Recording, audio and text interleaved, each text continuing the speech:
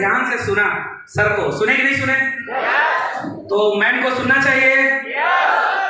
वैसे मैडम हम सभी लोगों की अपलाइन है, स्टार एमराल्ड अचीवर हैं, लेकिन एज ए पीआर आज हम लोग बहुत कुछ सीखने वाले हैं, सुनने वाले हैं कि डायरेक्ट सेलिंग क्यों करना चाहिए। रवि पांडे जी से आप लोग सुनते हैं तो हम तो भाई आरसीएम से पहले स्टूडेंट थे और टीचिंग किया करते थे, तो आपको लगता होगा कि ये 10-12 हज़ार कमाते थे, लेकिन अभी आपके बीच में जो डायरेक्ट सेलिंग क्यों करना चाहिए, ये जो बताने वाली हैं, पूरे ध्यान से आप लोग मन से दिल से सुनिएगा। तो एक बार जोरदार तालियां रेस्पेक्टेड अंजलि मैडम के लिए प्लीज।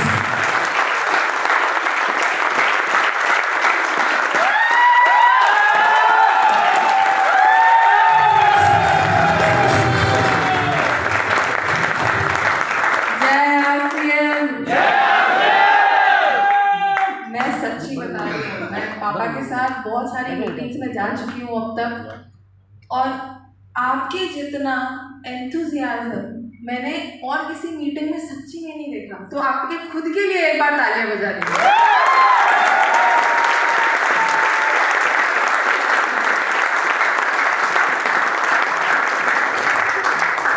नमस्कार। नमस्कार। कैसे हैं आप सब लोग? क्या हो गया? क्या?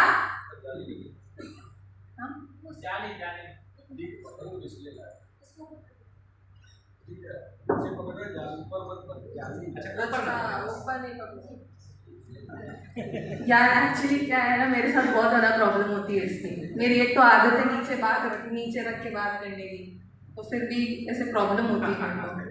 कोई बात नहीं, मैं आप लोगों के लिए इधर रखूंगी, ट्राई करूंगी। नमस्कार। नमस्कार। मेरा नाम अंजलि कोठारी है। आंटी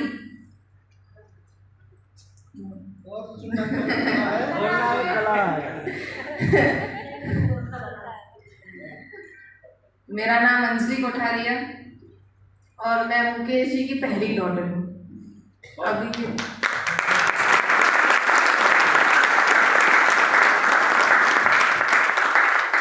देखिए, जैसा पापा ने अभी कहा है मेरे को बुलाने से पहले, ज्ञान मेरे पास नहीं है। आप लोग हर क्षेत्र में मुझे बहुत अच्छे से किसी चीज़ के बारे में बहुत अच्छे से बता सकते हैं। वो ज्ञान मेरे पास नहीं, इतना उम्र का मतलब वो भी नहीं है, ज्ञान भी नहीं है। ऐसी कोई सी भी चीज़ नहीं है जो आप मेरे को नहीं सिखा सकते। आरसीएम करना भी आप ज़्यादा अच्छे से सिखा सकते हैं। मैं तो अभी अभी करना चालू की हूँ।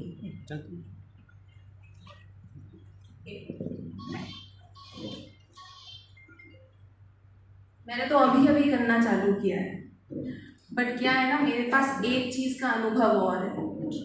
एक चीज़ का अनुभव है जो शायद आप लोगों से ज़्यादा है। वो है कि मैंने मेरे पापा की ग्रोथ होते हुए देखी है। मैंने आरसीएम की ग्रोथ डे 1 से होते हुए देखी है।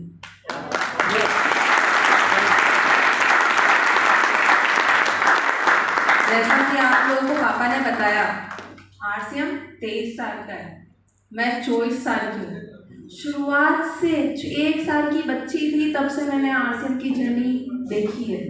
मैंने पापा का हर एक वो स्ट्रगल पीरियड देखा है, हर एक चीज़ देखी है। मुझे अच्छे से याद है, हमारा ड्राइंग रूम भर जाता था, इतने सारे आरसीएम के डिस्ट्रीब्यूटर्स आते थे, इतने सारे, दिमाग खराब हो जाता था। मेरा तो ऐसा दिमाग खराब हो जाता था कि इन लोगों के पीछे मेरी क्यों परेड लगी हुई है, मेरी क्यों परेड लगा रही है, मेरे को क्यों पानी पिलाना है, मेरे को क्यों इनको नाश्ता खिलाना है, मेरे को क्या मिल रहा है। उस समय मेरे को ज़्यादा नॉलेज नहीं थी, ना ज़्यादा कुछ पता था आरसीएम के बारे में, और नफरत तो एक नंबर की थी आरसीएम से। सच्ची बता रही हूँ आप लोगों को, इतनी नफरत थी। एक बार आपको एक स्टोरी बताती हूँ। मैं जब छोटी हुआ करती थी तब मेरे पापा मम्मी ने मेरे को शिमला के ट्रिप पे भेजा था, और मेरे को 200-300 रुपये के साथ भेजा, और बोला कि हमारे खर्चे के लिए। तो मेरी टीचर ने, हम लोग जब शिमला पहुँचे तो शिमला में मेरे टीचर ने बोला कि ये 200-300 रुपये जो तुम लोग लेके आए हो ना, इससे मम्मी पापा के लिए, घर वालों के लिए, बहनों के लिए कुछ खरीद के लेके आ जाओ।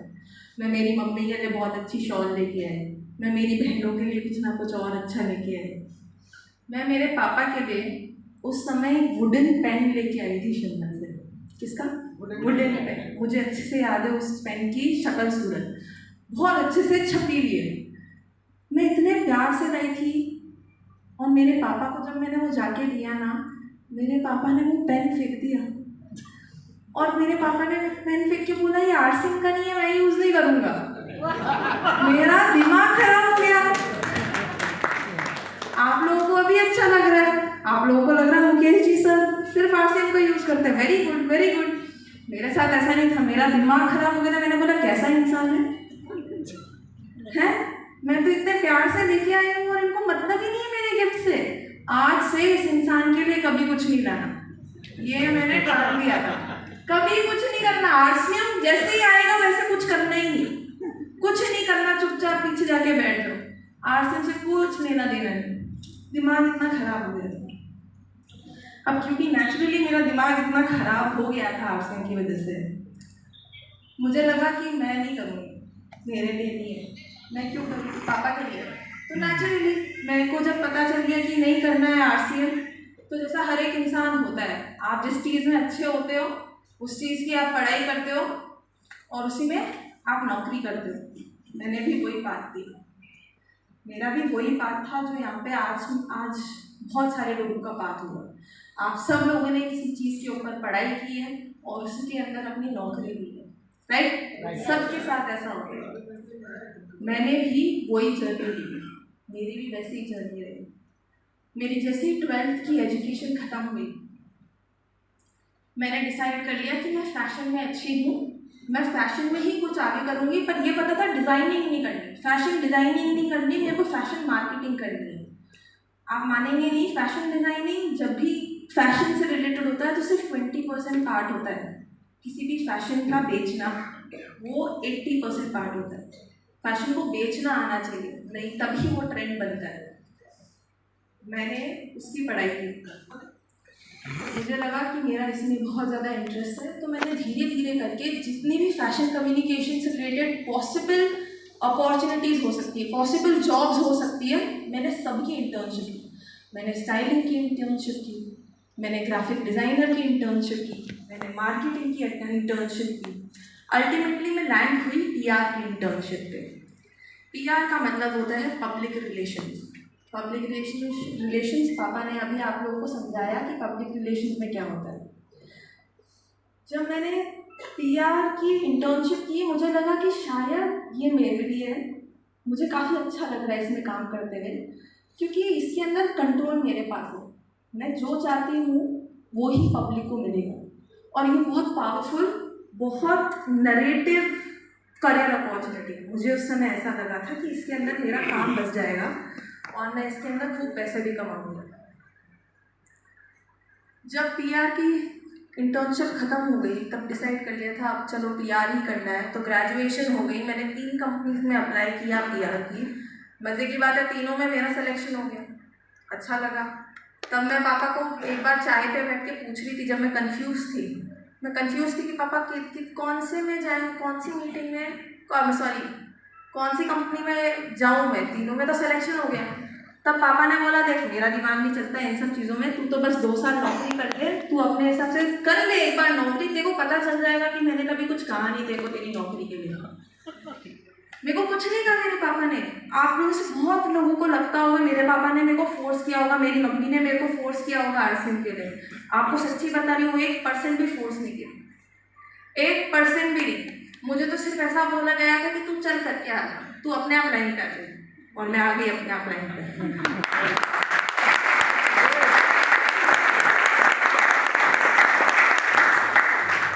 हाँ, तो तीनों कंपनी में सिलेक्शन हो गया। मैंने एक कंपनी सेलेक्ट की जिसका काम था सेलिब्रिटी और फिल्म्स का पीआर। मैं काम करती थी फिल्मों की पब्लिसिटी के ऊपर और सेलिब्रिटी की पब्लिसिटी के ऊपर। आप में से बहुत सारे लोग होंगे जो बिग बॉस शो देखते होंगे, देखते हो बहुत सारे सेलिब्रिटीज़ की, उनमें से मैंने पीआर की।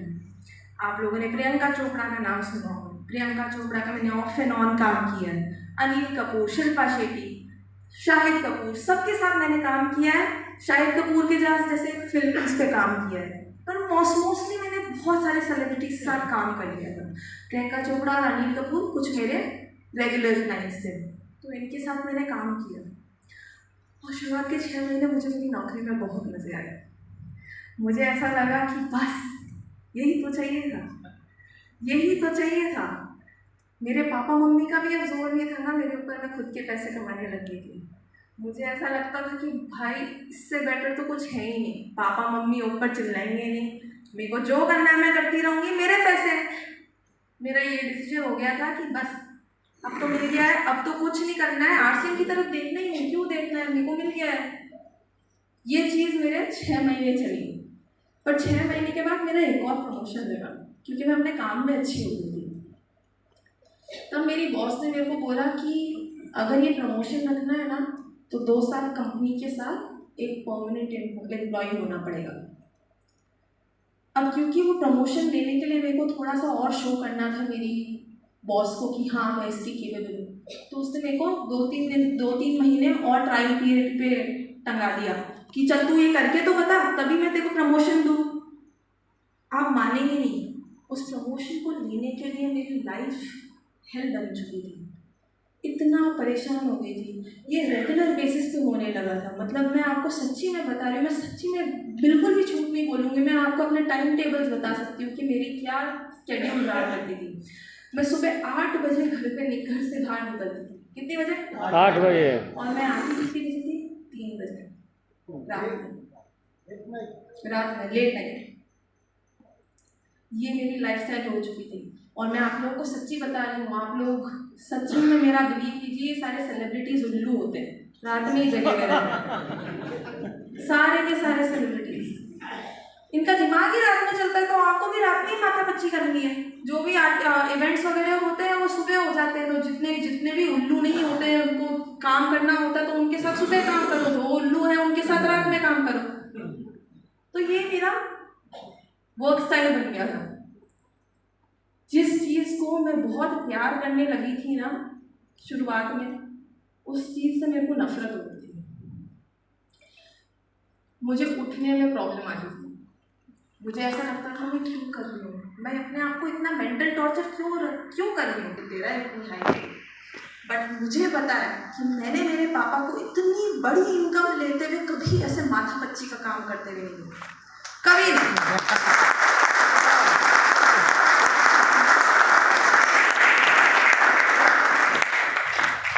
क्योंकि मैंने मेरे कभी पापा को ऐसा करते हुए देखा नहीं, तो मेरी आदत बनी नहीं। मेरे बहुत सारे फ्रेंड्स जिनका मेरे साथ प्रमोशन लगा था, उनकी बहुत अच्छे से आदत, वो ढल गए थे इन सब हमारी हैबिट्स में, क्योंकि शायद उन्होंने अपने घर पे ही ऐसा देखा। उनके पापा मम्मी ने कभी उनको टाइम नहीं दिया, उनके पापा मम्मी हमेशा अपनी जॉब में बिजी थे, बट मेरे पापा मम्मी तो हमेशा मेरे को टाइम देते थे।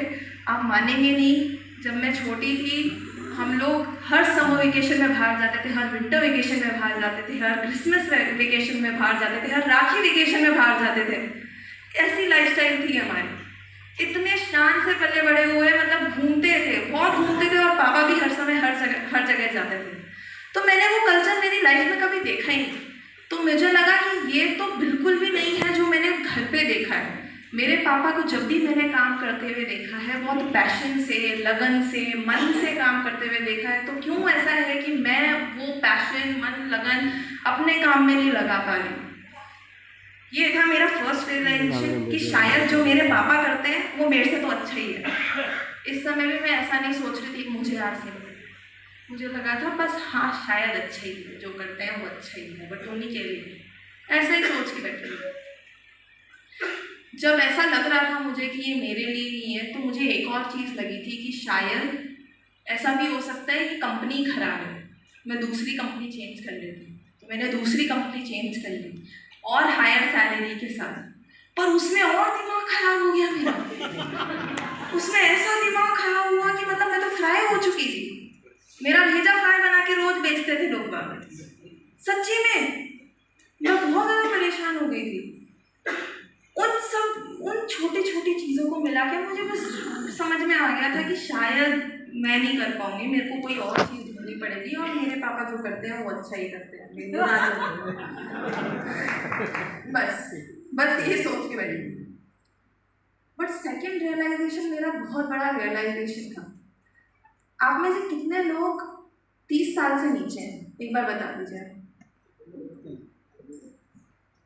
बहुत कम लोग, अंडर 30 बहुत कम लोग। तो मोस्टली अपनी जो क्राउड है अभी वो बड़ी है। तो मैं आपको जो मेरा सेकंड रियलाइजेशन है उसको आप मेरे साथ रहिएगा, आपको थोड़ा समझने में प्रॉब्लम आएगी पर मैं समझाऊंगी। और जो 30 के एज लिमिट में हो उनको शायद पता है मैं जिसके बारे में बात करना चाहती हूँ। मेरा सेकंड रियलाइजेशन बहुत बड़ा रियलाइजेशन था और ये मेरा फैक्टर था कि क्यों मुझे डायरेक्ट सेलिंग करना चाहिए। ये रियलाइजेशन था एआई का, आर्टिफिशियल इंटेलिजेंस। कितने लोगों को पता है आर्टिफिशियल इंटेलिजेंस के बारे में? बहुत कम लोग, जबकि ये अपनी रियलिटी बन गई है। यस, जैसा कि अभी पापा ने बताया ना, अनएम्प्लॉयमेंट है, सरकार के खुद के पास ही जॉब नहीं है आपको देने के लिए। वो किस लिए है? क्योंकि हर चीज़ ऑटोमाइज हो गई है। आप कोई सी भी चीज़ नहीं है पूरी वर्ल्ड में, ऐसा कोई सा भी जॉब नहीं है जो कंप्यूटर नहीं कर सकता। और जो भी जॉब वो कंप्यूटर नहीं कर सकता उसकी आने वाली आगे मशीन आने वाली है। हर एक चीज़ की एक मशीन होने लगेगी। आर्टिफिशियल इंटेलिजेंस मतलब आप जब भी बड़े हो रहे थे तब आप बोलते थे कि यार जब मैं बड़ा हो जाऊंगा, जब मेरे बच्चे होंगे तब कंप्यूटर सारा काम करेंगे, और वो हमारी सैड रियलिटी बन चुकी है। अगर आप ड्राइवर हैं तो आपको सच्ची में पता होना चाहिए कि टेस्ला ने ऐसी गाड़ी बना दी है जिसके अंदर ड्राइवर की ज़रूरत नहीं है। बिल्कुल। और टेस्ला ने जब ये गाड़ी बनाई तो मर्सिडीज ने कॉपी की, BMW ने कॉपी की। धीरे धीरे आप मारुति सुजुकी वगैरह सब में आ जाएंगे। अगर आप एक लेबर हैं, अगर आप एक कंस्ट्रक्शन वर्कर हैं, तो आपको ये भी पता होना चाहिए कि आजकल ऐसी टेक्नोलॉजी है जो मोल्ड बना देती है, मॉड्यूलर, और वो आप सिर्फ मशीन डाल दो वहाँ पे, वो 15 दिन में पूरी बिल्डिंग खड़ी कर देती है with electrical wire, with pipeline, water pipeline, सब कुछ ध्यान रखते हैं। कहने का मतलब ये है कि आपकी जितनी भी नौकरियां हैं जिसके साथ अभी आप सिक्योर्ड हैं, वो आने वाले सालों में कहीं ना कहीं कंप्यूटराइज हो जाएगी और आप लोगों को पता भी नहीं चलेगा। इसके लिए आपको दूरदर्शी होना ज़रूरी है।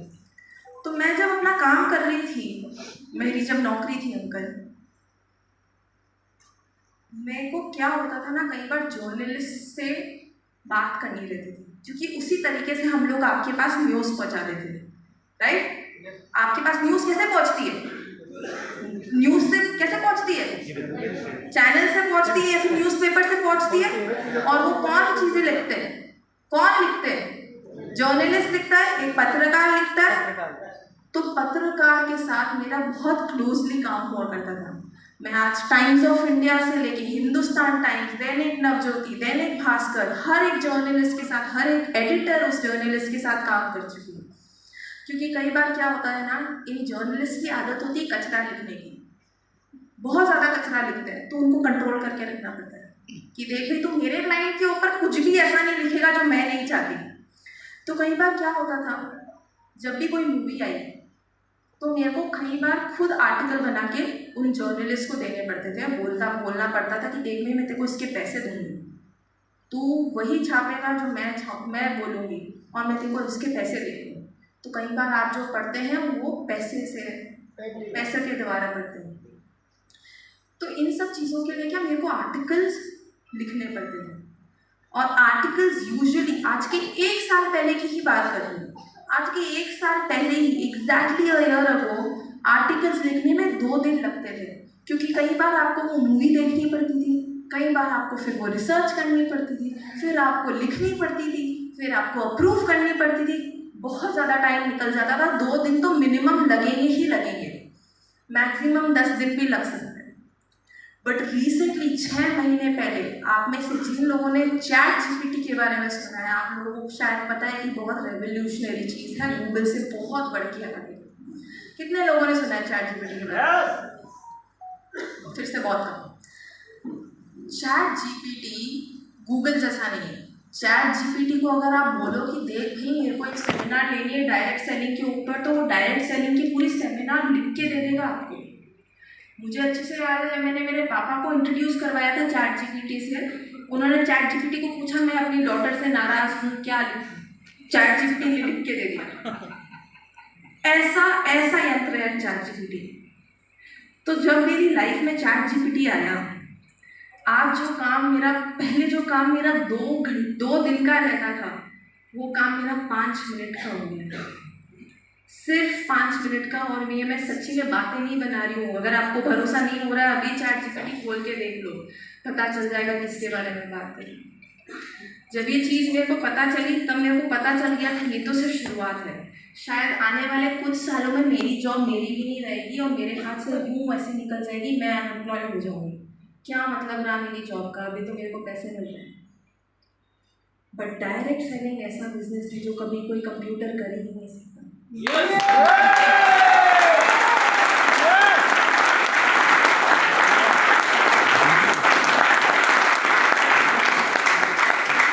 अब बताओ क्यों नहीं कर सकता? क्यों नहीं कर सकता?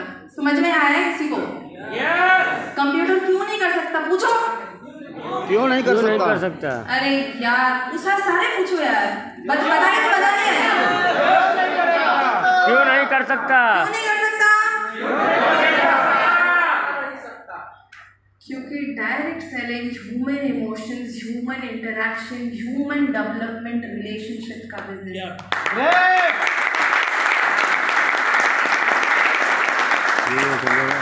और कभी कोई कंप्यूटर वो चीज़ें कर ही नहीं सकता, क्योंकि हमें शुरुआत से सिखाया जाता है।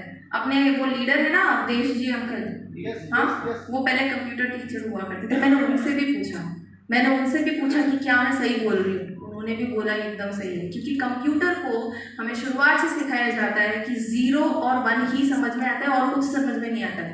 तो आज जो कुछ भी कंप्यूटर कर सकता है वो सिर्फ उस 0 और 1 की तरह से कर सकता है। अब 0 1 में कोई इमोशंस होते हैं? तो कैसे कोई कंप्यूटर इमोशन समझ में आ जाएगा? कभी कोई कंप्यूटर वो काम कर ही नहीं सकता जो एक डायरेक्ट सेलिंग कर सकता, कभी नहीं। तो आपकी जॉब, अगर आप डायरेक्ट सेलिंग कर रहे हैं, आपकी इनकम, आपका फ्यूचर आपके साथ सिक्योर है और ये 100% गारंटी है कि कोई कभी कोई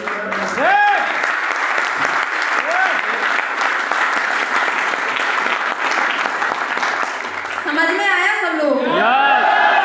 वेरी गुड। ये था मेरा सेकंड रियलाइजेशन और बहुत बड़ा रियलाइजेशन।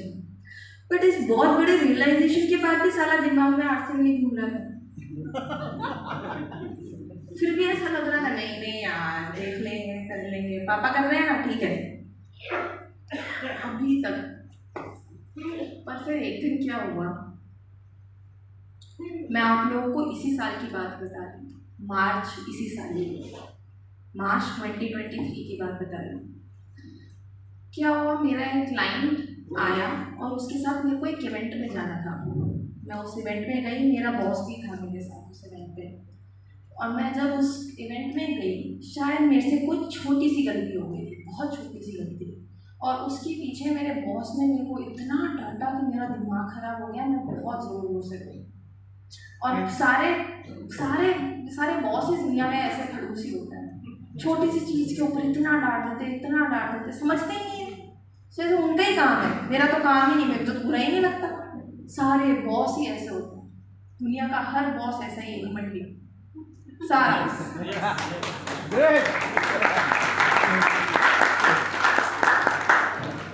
और इतनी छोटी सी चीज़ के ऊपर मुझे इतना बुरा डांट दिया ना, आप मानेंगे कि मैंने मस्कारा पहन रखा था, आईलाइनर वगैरह मस्कारा पहन रखा था, और मैं इतना रोई, मेरा पूरा चेहरा काला हो गया, पूरा चेहरा काला हो गया, क्योंकि सारा इतना आंसू आया, सब कुछ इधर पांडा लग रही थी, पांडा सच्ची में। तो मैं इतना रोई और मुझे लग रहा है यार, पहले ऐसा तो है नहीं कि मुझे मज़ा आ रहा है काम करने में। मैं आपकी सुनूं भी तब जब मेरे को मज़ा आ रहा हो काम करने में, मुझे सच्ची में कह दूँ। तो मुझे अच्छे से याद है, और आप पापा के साथ भी क्रॉस चेक कर सकते हैं। 12 o'clock रात में, क्योंकि मैं इवेंट में थी, मैं काम कर रही थी। 12 o'clock रात में बहुत सारे लोग सो जाते हैं, उस समय मैं काम कर रही थी। और मैंने पापा को फ़ोन किया, मैंने पापा को बहुत सिंसियरली, बहुत प्यार से बोला कि पापा मुझे मज़ा नहीं आ रहा है काम करने में। मैंने वो चीज़ देखी ही नहीं कभी आपके थ्रू, अपने घर पे ऐसे देखी ही नहीं। बहुत प्यार और लगन से काम करते हुए देखा है, और मुझे तो जॉब चेंज करने के बाद भी ऐसा लग रहा है कि मैं काम ही क्यों कर रही हूँ, किसके लिए कर रही हूँ, इतना माथा पच्ची वाला काम क्यों कर रही हूँ। तो आप मेरे को बताओ, क्या मैं आरसीएम कर सकती हूँ? क्या मैं केपेबल हूँ आरसीएम?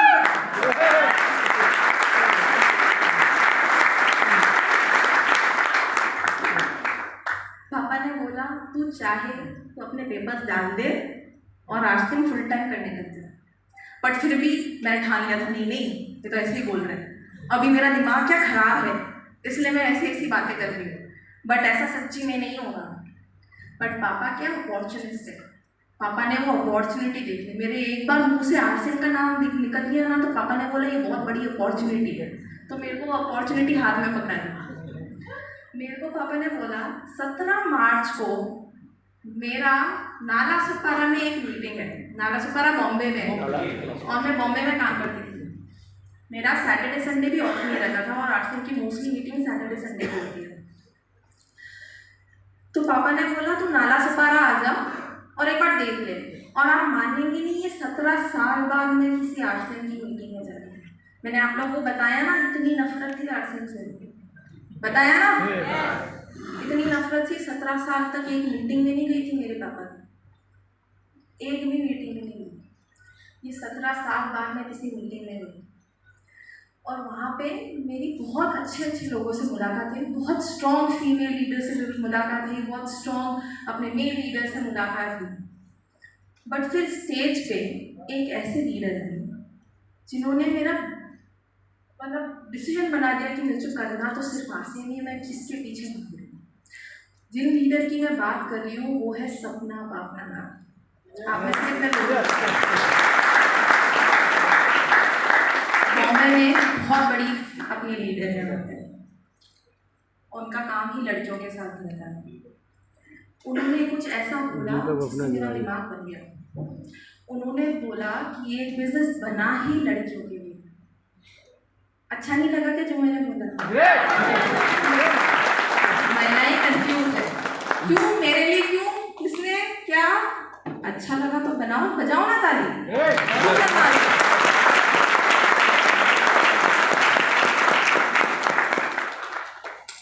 उन्होंने बोला ये बिजनेस बना ही लड़कियों के लिए।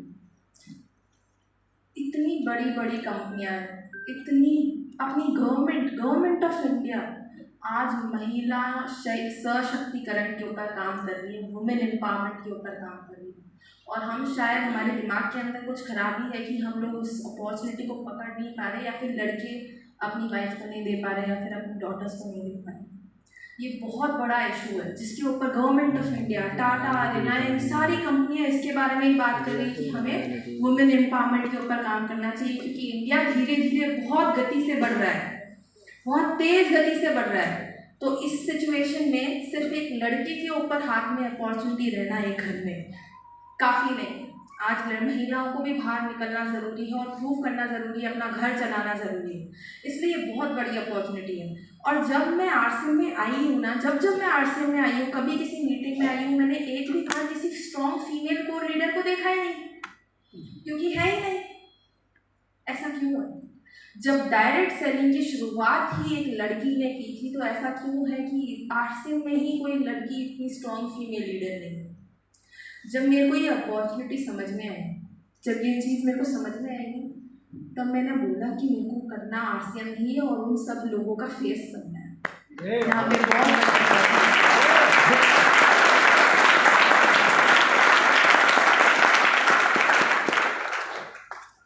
आप मानेंगे नहीं,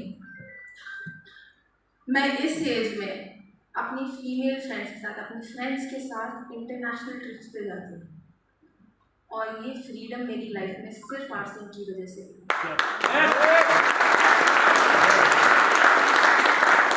अगर आरसीएम नहीं होता ना, तो शायद मैं एक लड़की, इसको इतनी अपॉर्चुनिटीज़ मिलती ही नहीं जो किसी और लड़की को मिल जाती, मुझे नहीं मिलती। और ये बहुत धन्यवाद है आरसीएम का कि हमारी लाइफ में आरसीएम है, इसलिए शायद मैं वो लड़की बन पाई हूँ जो मैं हमेशा बनना चाहती थी, वो सिर्फ आरसीएम की वजह से। तो क्या वो अपॉर्चुनिटी बाकी महिलाओं के पास नहीं होनी चाहिए? ये था मेरा थर्ड रियलाइजेशन, और ये भी बहुत बड़ा रियलाइजेशन था। इन सब 3 चीज़ों के साथ मैंने अपना दिमाग बना लिया था कि मुझे आरसीएम करना है। और अगर आपको मेरे 3 रीजन अभी तक समझ में नहीं आए, तो आपके दिमाग में कुछ खराबी है, MRI स्कैन करा लेना। क्योंकि मेरे पापा हमेशा बोलते हैं MRI स्कैन कराने की ज़रूरत है अगर ये 3 रीज़न समझ में नहीं आए, क्योंकि ऐसे 3 रीज़न है कि अलग अतरंगी रीज़न नहीं है, ये सबके साथ होते हैं। ये सारे रीज़न सबके रीज़न थे, सिर्फ मेरे रीज़न थे। बोल तो सिर्फ मैं रही हूँ, बट ये सबके रीज़न थे। पर जब भी मैं अपने रीजंस के बारे में बात करती हूँ और कोई शायद रिलेट नहीं कर पाता है, समझाने के पीछे सिर्फ एक ही कारण है कि शायद अब वो उनके रीजन बन जाए, या फिर कोई किसी और को ज्वाइन कर रहा है तो उनके शायद वो रीजन बन जाए। ऐसा कुछ अतरंगी नहीं बोला मैंने जो आप लोगों को समझ में नहीं आएगा। राइट? सब लोगों को समझ में आया? अब अगर आप लोग मेरे को अनुमति दे तो थोड़ा सा और बोलने चाहूँगा। पक्का अनुमति? ऐसा तो नहीं बोल रहा हूँ, ऐसा तो नहीं बोले मुकेश जी को बुलाया था किसको भेज दिया, ऐसा तो नहीं बोलेंगे ना। अब क्या हुआ ना, मैंने अपनी नौकरी तो छोड़ दी, बट नौकरी छोड़ने के बाद मैंने अपने आप से पूछा करना क्या है। मुझे पता है आरसीएम करना है, बट करना क्या है। मैं पूछती रही, दिमाग खराब करती रही। इतनी कंफ्यूज स्टेट से निकली हूँ मैं, आप मानेंगे नहीं, मई टू शायद जुलाई में इतनी कंफ्यूज, तो मुझे पता ही नहीं था कि आरसीएम में करना क्या है। जॉब तो छोड़ दी, करना क्या होता है।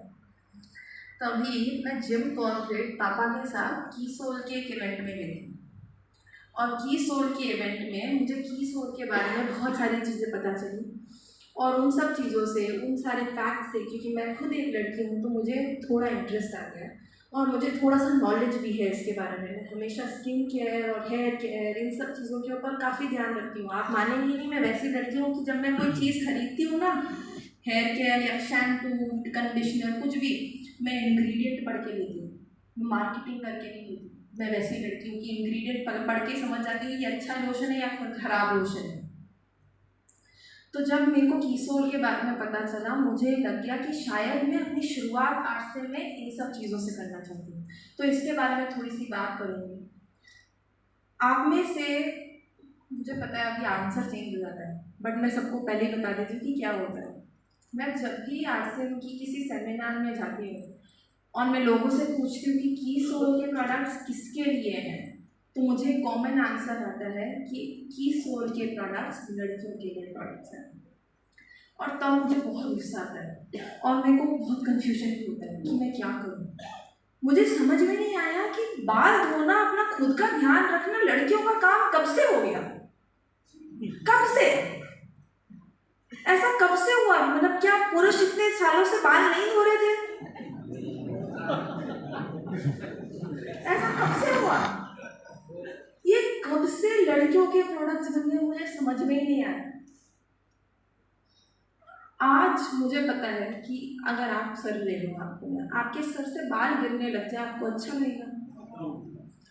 तो ये क्या, कैसे लड़कियों के प्रोडक्ट्स हो गए? उस समय आपको फिर शैम्पू यूज़ नहीं करना चाहिए, तेल यूज़ नहीं करना चाहिए, तो आरसीएम में कीसोल के प्रोडक्ट्स वो नहीं होते, तो तब आप एक लड़का वो प्रोडक्ट्स यूज़ नहीं करना चाहिए, एक लड़के को प्रोडक्ट्स यूज़ नहीं करना चाहिए।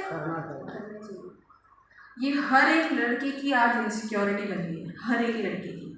पहले शायद मेरे जब दादाजी हुआ करते थे या फिर आपके दादाजी हुआ करते थे, तब उनके चेहरे पे कोई पिंपल आ जाता था, शायद उनको मायने नहीं रखता था, बट आजकल हर लड़की को मायने रखता है। अंकल, अगर आपके चेहरे पे बहुत सारे पिंपल हो जाए, आपको अच्छा लगेगा? आपके कॉन्फिडेंस के साथ खेलेगा कि नहीं खेलेगा? मैं भी वही लड़की हुआ करती थी। आप मानेंगे नहीं, मैं जब कॉलेज गोइंग किड थी, जब मैं कॉलेज में थी, मेरा पूरा चेहरा पिंपल से भरा था। किससे? पिंपल्स हर जगह, इधर मेरा फोरहेड सबसे ज़्यादा, मेरे फोरहेड पे सिर्फ दाने थे, सिर्फ दाने, और काला था पूरा, क्योंकि मैं इतना ये करती रही, पूरा स्किन काली हो गई थी, सच्ची में। तभी मैंने नेचुरल सी बात है, क्योंकि मैं इतना सफ़र कर रही थी, मेरा कॉन्फिडेंस बहुत लो हो गया। मैं बिना मेकअप के कहीं बाहर ही नहीं निकलती थी। मुझे ऐसा लगता था कि मैं बिना मेकअप के बाहर निकलूँगी, सब लोग मेरे को देख के हंसेंगे, बोलेंगे है कितनी बदसूरत है, ऐसा लगता था मुझे। तो मैं डॉक्टर के पास गई और मैंने डॉक्टर को अपनी चीज़ें बताई कि मेरे साथ क्या हो रहा है। डॉक्टर ने मेरे को दवाइयाँ दी और काफ़ी उन चीज़ों से मेरी स्किन कंट्रोल हो गई। बट बात ऐसी है कि आप सब लोगों को पता है कि डॉक्टर की दवाइयाँ ज़्यादा दिनों तक कंटिन्यू नहीं कर सकते, क्योंकि साइड इफ़ेक्ट्स खुद होते हैं। ये 6 महीना इन था मेरा डॉक्टर की दवाई से, तभी व्योमनी के प्रोडक्ट्स आ गए थे। और मैंने अभी अपनी जो स्किन मेंटेन कर रखी है वो सिर्फ व्योमनी से कर रखी है, सिर्फ।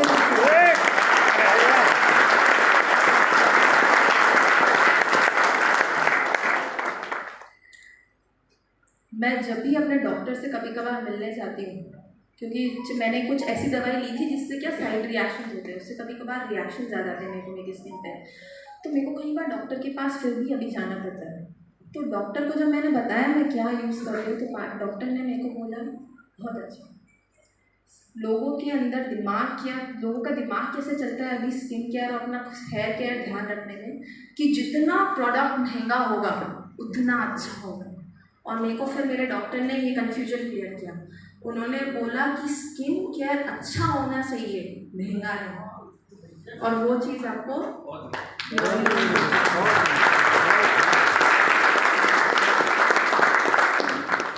तो अब से, आज से, अगर आपको कोई बोले कि ये लड़कियों के प्रोडक्ट्स है कीसोल के या फिर व्योमनी